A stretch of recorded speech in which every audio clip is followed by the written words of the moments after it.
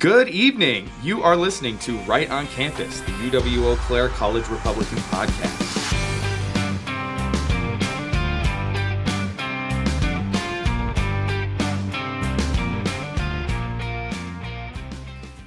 Hello, you are listening to Right on Campus, the UW-EC College Republicans podcast. I'm Tatiana, the chair of College Republicans, and tonight's episode is a bit of a special episode. At the end of this past semester, we had a student in our club do a podcast episode interviewing me on the cultural shift to the right. So for today's episode, we are going to go ahead and play that podcast that she filmed, and I hope you guys all enjoy it. Hello, thank you for listening to my podcast segment, Assessing Politics and Society. I am Dorsey Walker, a sophomore here at UWEC, and I am joined by Tatiana Bobrowitz, chair of College Republicans. I'd like you to tell us a little bit about yourself and a little bit about what you do for the club. Yeah, so for sure. Dorsey mentioned, I am chair of College Republicans here on campus. And essentially, our club is a place that promotes conservative ideals and values, and we focus a lot on free speech, and we do that by hosting a lot of debate nights. Most of our meetings are kind of debate or discussion style, and we discuss kind of more controversial topics that even conservatives don't always agree on, like the death penalty, IVF, assisted suicide, some of these topics that, maybe we even are split on, because it teaches us how to argue and what we really believe. We also do a lot of tabling here on campus, obviously had a big election season. Well, thank you for coming. I asked Tatiana to join us because today's topic is about the societal shift and growing popularity of traditional and conservative values. What prompted me to even think about this happened 2 years ago. It was New Year's Eve going into 2023, and I realized I was seeing this conglomeration of Western-inspired media, and I predicted to my boyfriend that this next age of media and trends would be influenced by the rugged, pioneering, and skilled qualities of the West, thinking like Americana, ranch work, cowboy hats, bluegrass music, and the like. And then over the next year and a half, my predictions were affirmed time and time again. Suddenly, Beyonce and Post Malone were taking over the country music industry. And influencers like Ballerina Farm. I don't know if you're familiar with her. A model? She does pageants. Okay, Nara Smith is a model. I'm going to mention her too. Ballerina Farm is like a modern day pioneer woman. She co-owns a business with her husband, Daniel Nealman. It's Hannah Nealman and Daniel Nealman. And Nara Smith, she is like the queen of cooking everything from scratch. She's on TikTok. These are trad wives, so they're called, even though they might not identify with that name. But they were making headlines, positive and negative. And then Donald J. Trump was elected the 47th president of the USA. And suddenly, all of these compounding pop culture movements seem to be an obvious pointing signal to a Trump win. Do you think that it's a coincidence that this media portraying more conservative, traditional values, do you think that's a coincidence that we had that and then Trump won by a landslide? I mean, not really. I think, especially we're looking at, social media, and social media is the voice of the people. And an election is also the voice of the people, especially when we see a win from Trump that not only just won the election, but won the popular vote. Mm-hmm. And when you see a push on these different social media platforms for conservative values, not only is that people expressing their point of views, but it's causing people to think about a different narrative and to think about other options for beliefs. And it opens up the conversation of what we've had for the past 4 years, and then even what we've had for the past 8 years, being able to compare two different presidencies. And I think, ultimately that conversation is what led to Trump's win. Mm-hmm. So where have you seen traditional or conservative values in mainstream media, if you have? Yeah, so I'm not on TikTok. I got off of it back in high school, thankfully. I broke my addiction to that app. That's good. But I'm on Instagram Reels, which is like TikTok 2 weeks later. Mm-hmm, it is. So I've seen a lot of the trad wife stuff. I follow a lot of influencers that kind of follow that lifestyle. And the other big trend, you mentioned the music one. I feel like country music has Yes. become a lot bigger. But then I've also feel like I've seen a trend in men wanting like to work out and like gain muscle Yes. and like kind of this testosterone boost. Protein, Exactly. maxing, yes. And I would say that falls in the same line because I think for a long time we've seen this push for men to be more feminine or to kind of, just step aside because of the feminist movement. And, men are now starting to realize that, like, no, they want to be masculine and there's nothing wrong with that. And, that's why you see more things that boost testosterone, like working out and that type of stuff. That's interesting. I hadn't really thought about the men's perspective. I still am on TikTok and I follow mostly girls. And so I do follow Ballerina Farm and Nara Smith, the two I mentioned. So I definitely see this like narrative for traditional womanhood, wifehood, motherhood, all of those things. But that's actually really interesting. I didn't think about the male perspective of that. I think sometimes it's neglected because, like I said, we've had such a push for feminism that there's so much focus on the women and the way that their role in society has been changing that we sometimes neglect the men in a sense. Yeah, that's true. And, being in my friend group back home is a lot of mixed men and women. And so I think I've been able to see a little bit of both sides from that perspective. Yeah, that's helpful. I'm going to actually think about that on my own time. For me, I've been really trying to be diligent in looking at the media that I see. Obviously, like my feed the algorithm is for me. But even things that have nothing to do necessarily with the specific people that I'm following, like news outlets on the BBC BBC. There's an article that Swedish women are preferring to be stay-at-home wives rather than working. And then also something I found interesting, Bella Hadid. Do you know who that is? Yeah. Famous model. Probably the most famous model of our generation. She's a role model for women. A lot of people look up to her. She was just named the NCHA Rookie of the Year. It's like it's a rodeo. So it's Cutting Horse, National Cutting Horse Association, and she was just nominated the Rookie of the Year. Wow. She's dating a very acclaimed horse. I don't know his name, but I know he's big in the like rodeo industry. Okay, yeah. Very successful. And she's taken a step back from a public role, and she's kind of just been doing her own thing. So I wonder how that's going to impact how people see kind of that Western, simple life, even though she's still in the public. For sure. Do you think the growing popularity of conservative values are coming back to Americans in an authentic way, meaning it's coming from their own ideas, or do you think the media is augmenting it? I think there's a little bit of both. Kind of like I mentioned before, social media is the voice of the people, but there's obviously some people who have more influence on it than others. But I think a lot of people are kind of getting tired of living with one perspective. We've had a more liberal country for a long time now, and some of these values have leaned more liberal. And I think there's a lot of conservatives or even non-conservatives, more independents, are wanting something new and are gravitating towards those conservative values now, almost as like a pushback. Yeah. And I think that, kind of like I mentioned before, they then post about that on social media. And once you have one person post something, everyone kind of follows. And so especially when you get like these different celebrities kind of leaning one way or the other, you see a large amount of people just kind of repost the same thing. And so I think it's a little bit of a combination of like, yes, people genuinely feel this way, but they're also inspiring others then to think about it. Yeah, I think so too. I definitely think it's a mix of both. And I really do wonder how many of these thoughts that even I am starting to have, or just people in general. I mean, Trump won the popular vote. We're seeing like this radical change.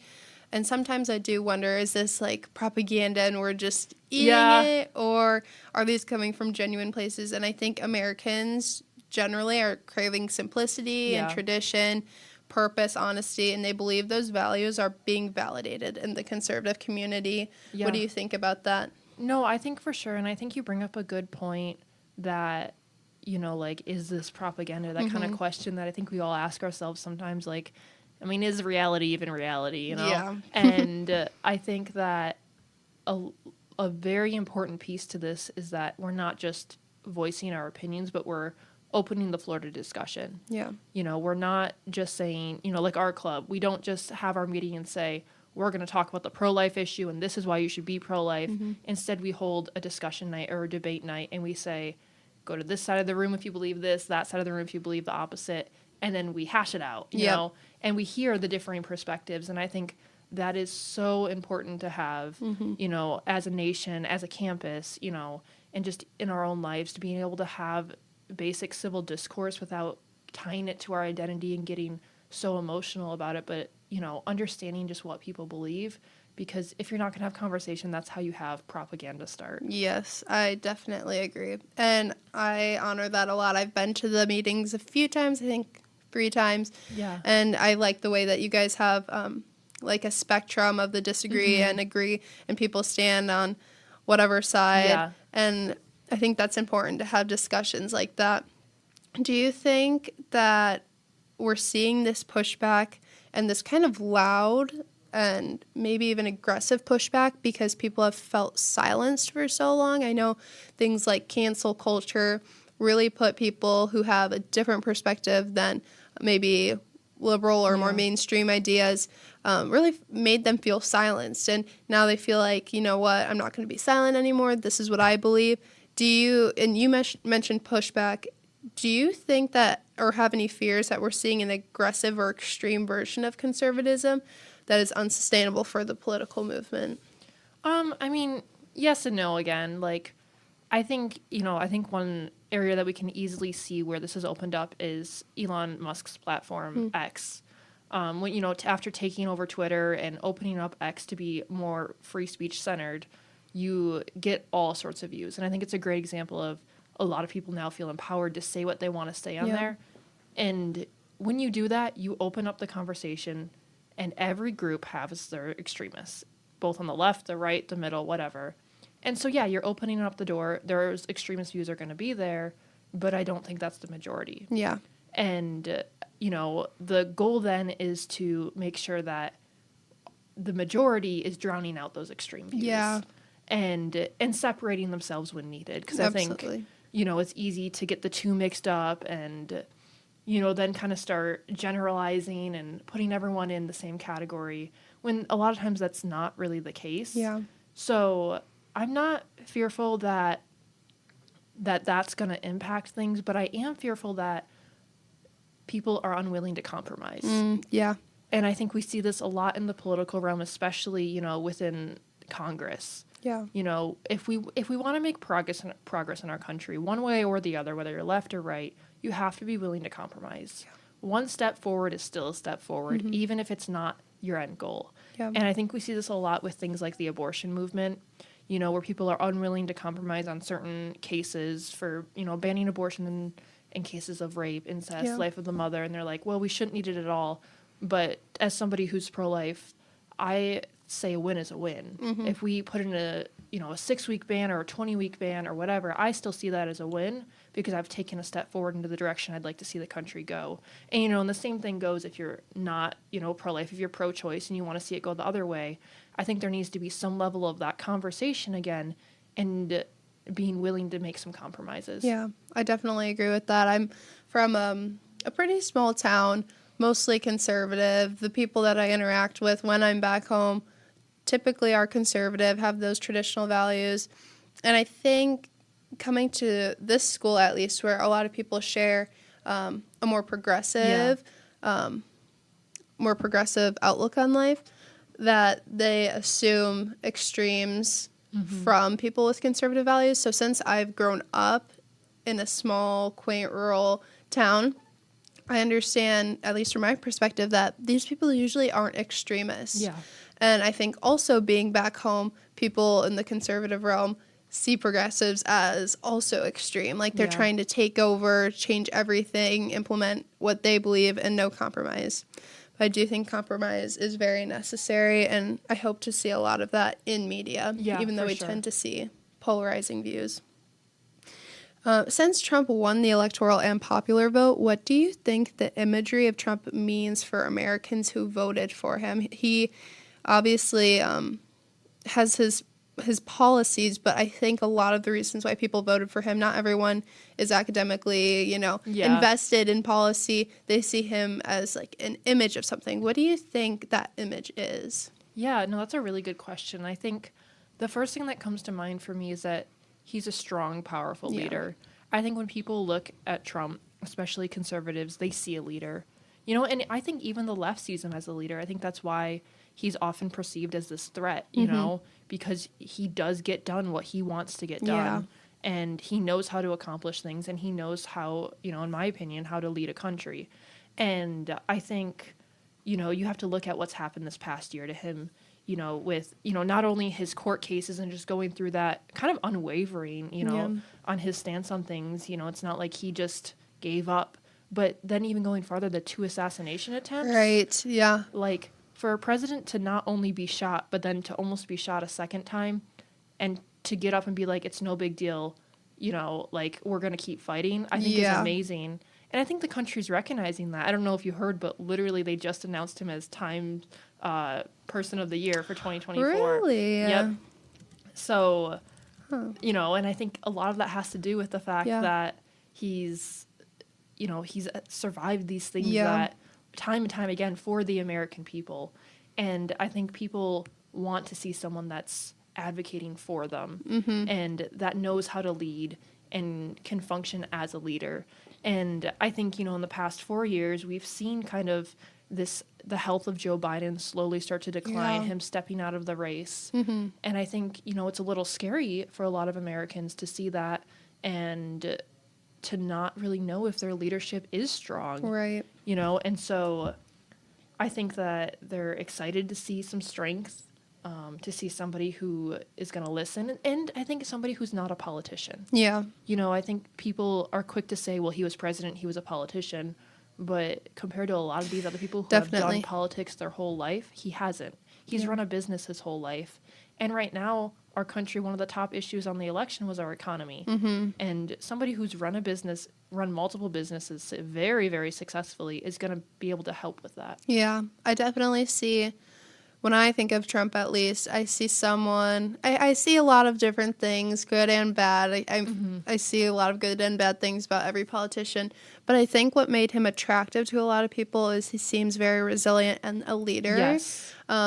I do not know if this is fact or not, but shortly after his election, I saw something about just like progress in the Middle East. I think people, I don't even think domestically people see him as a threat. I think internationally, other countries see him as a threat, and I think that makes Americans feel protected. Exactly. I'm glad you brought that up because you're right. After he won the election, almost immediately we started seeing responses from different countries. And actually, our club has a podcast called Right on Campus, and we have a whole episode dedicated to this. I like that name. Yes, it's great. And, if you or anyone who listens to this wants to find us, we're on Spotify, and we have an episode just dedicated to the responses from, different countries. I think it was a week after the election. And I know that one of those was the Israel-Gaza conflict, and seeing Hamas actually put out something. And their terms were ridiculous, but what do you expect from a group like Hamas? And so, but the big thing is people are willing to talk to him because he knows how to negotiate. Yeah. And they're willing to negotiate with him. And I think there's a lot of fear, especially surrounding his tariffs and stuff. But I think the important thing to remember is that he's trying to get the upper hand. Yeah. And the key is once he has the upper hand, he can negotiate. Mm-hmm. And he is very, very good. I mean, he has a whole book, The Art of the Deal. That's what he's known for. So I think that's part of the reason, like you said, people respect him and feel a little safer under him. Yeah. So taking a little bit step back from the politics side of it, I have a question for you. So rather than seeing this content, specifically like trad wife content, rather than seeing this content as inspiring, many people on TikTok and other social media platforms claim that the videos about traditional family dynamics are dangerous and damaging for young viewers. I don't necessarily hold that perspective. I want to know what you think about these videos. I mean, you are also not on TikTok. You're seeing something a little bit different than I think most young people are seeing.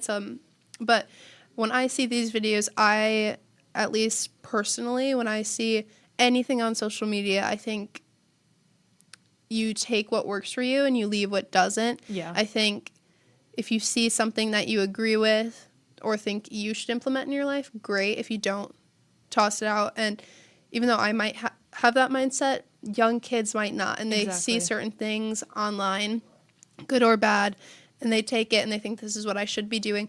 Do you think that the trad wife and traditional family videos and content, do you think there's anything dangerous or damaging about it? No, I mean, Right. I follow a lot of them, so Yeah.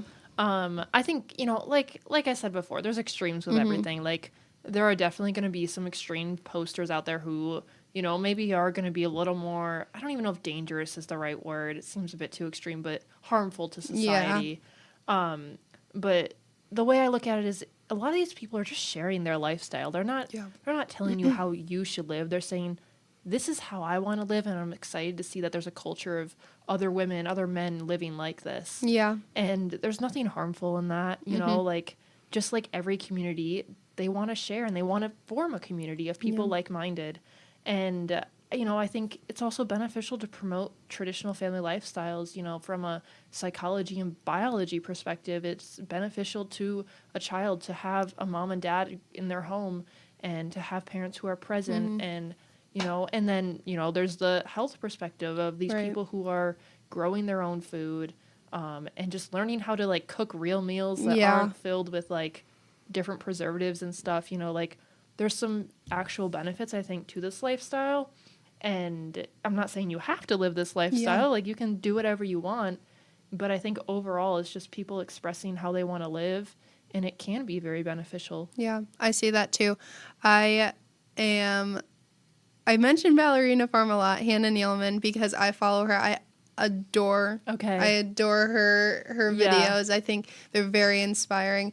A lot of people in her comments, she is a pageant queen, so she ran for Miss Universe. She won Mrs. American. Okay. And so earlier this year she was running for Mrs. Universe, something like that. I think it's different than the like mainstream one. Yeah. But a lot of people thought what she was doing was harmful because being a pageant queen, having that title, they thought she was telling other people how to live. And I agree with you. I don't think her necessarily. I don't think most traditional women posting. I think they're just posting their lifestyle. Yeah. I don't think obviously when you do post and you are an influencer, your goal is to influence, but I don't know how much I think she's trying to force a whole nation to. And she's influencing a specific crowd. Yeah. She's influenced people who want to do this, who are drawn to this, And I think, like, people like different things. It's part of our personalities. And it's part of what makes America so amazing is we have these diverse ways of living, and yet we can come together and all be Americans at the end of the day. And it's just amazing, And I think that with these influencers, that's all they're doing is they're just building a community of like-minded people. Yeah, I agree. So with that perspective in mind, why do you think people may see these videos as harmful? I think that people are scared of change. They're scared when they see something new that maybe they don't agree with or they don't want. And I think there's a lot of fear related to, like, the feminist movement, and women have made a lot of progress in the past 100 years or so, in, moving forward in life and getting jobs and becoming more part of the workforce in society. And I think sometimes when you see some of these traditional values start to come back, they immediately equate that with losing their rights because last time we had traditional values, they didn't have rights. But the two things are not necessarily correlated. Yeah. And I think that women then often, just they kind of spiral into this, worrying and fears kind of associated with, rights. And we've worked so hard. Exactly. I don't want to go back. Yeah. But nobody's saying you can't do those things still. They're just saying there's room for both. Yes, I agree. And as somebody who, I'm an engineering major, but I'm also, my dream in life is to be a mother. Right. And, I want both parts of life, and you can have both parts of life. And, I think it's almost more harmful to women to say that you can't, that you can't go back, because there's nothing wrong if you just want to be a stay-at-home mom. Like, that's perfectly valuable. That's amazing. We need that in society. But we also need women in the workforce, both are valuable. Absolutely. What do you see for the social and political future of America for men, women, and just everyone in America? What do you see? I see two sides of this. I think you could go left or right, depending on kind of how the next 4 years go. But I think currently we're seeing a trend towards more the right, the conservative views. And I think ultimately, we are going to start to see more traditional values. And obviously I'm a conservative, so I think those values are more beneficial. And I think that eventually, that'll start to be recognized when you start to be able to compare the two. And I think another thing to look at is the birth rate in America has been decreasing for a while, but these traditional values promote children, promote families. And so I think you'll start to see more families on the right being formed, and ultimately then that leads to more conservatives as a population. And so, as somebody, like I said, who obviously I'm chair of College Republican, I see that as a very positive and hopeful thing. And I really do hope that ultimately this leads to more conversation and unity as a whole. I think the most heartbreaking thing to me right now in America is that we hate each other so much. And there's even a push for violence, and it's just so sad to see. And at the end of the day, we're all Americans, and I would just like to see more unity surrounded by that. And, things like our flag and our national anthem, it would be nice to see us be able to come together, or even our sports teams, to be able to come together and remember that we're all a family. We're all a nation. Well, I am all for that future. I am excited for a future full of family, unity, and just overall unity in the United States. I wanted to thank you for joining me. I've really enjoyed your insight, and your opinions have really gotten me to think about things I didn't think of before, like the masculine side of the traditional values that are probably coming back into play. Yeah. Thank you for listening. Bye. Thank you for listening to Right on Campus. We post this podcast once a week, where we talk about current events and life as a conservative on campus. Follow us on Instagram and Facebook at UWEC College Republicans. Have a great night, and see you next time.